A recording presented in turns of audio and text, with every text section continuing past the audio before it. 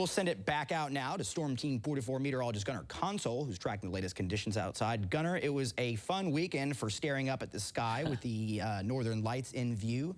Are they in view tonight? So that is the big question right now. It's not just a matter of if they're going to be possible, but also are we going to have good conditions for it? Friday night, yesterday, we had nice clear conditions for viewing. Friday night, we had clear skies and aurora borealis. Yesterday, we had even clearer skies, but no aurora borealis. So tonight, that's the big question. Are both of those kind of conditions going to come about perfectly just like they did on Friday? Now, we're looking towards the north, out towards Davis County, but, you know, Owensboro is off in the distance. You can actually even see a little bit of that light pollution. It's a little bit of a lighter blue as opposed to black out on that tower camera. So as we take a look at our skies, we're also dealing with some heavy cloud cover as well. Now, this cloud cover isn't going to be permanent. These clouds are pushing towards the north, so if there are holes in the clouds out towards Harrisburg or out towards Morganfield, you can still see them through the thin cloud cover. It's kind of like an eclipse. With the eclipse, you could still see it through cloud cover. It just couldn't be too thick. So same deal with the aurora. But we also are going to be dealing with even more clouds from the south. So cloud cover really is expected to only be on the increase, unfortunately. But that doesn't mean our chances are down and out just yet.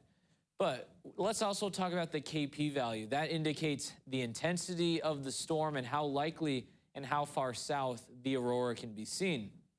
So as we look out towards, you know, yesterday at 10 a.m., the aurora was pretty bright. It was intense. We had a KP value of 9. It would have been visible over Evansville if it was nighttime, but it was daytime, so we couldn't see it. And unfortunately, as we went from 10 to 1 to kind of nightfall, it lowered to a 7, which allowed the aurora to be visible over Wisconsin and Minnesota, but not high enough for Evansville. And matter of fact, even through the night, the intensity actually dropped. Now we're actually seeing it on the increase a little bit, but we're currently at a 5 out of 9. To really see it, we want a 9 or an 8, but right now we're at a 5, and we are expected at some point to be in a 7 at a maximum. So the good news is the peak intensity will likely occur either now up until around 10 or 11. The Space Prediction Center says that the 7 is possible anywhere from 7 p.m. to about 1 a.m. So if you want, that's your chance. And with the 7, that means that the aurora wouldn't really be overhead like they were the other night. They'll mostly be in our northern skies. So you're going to want to look on the horizon to see your best chances of seeing it.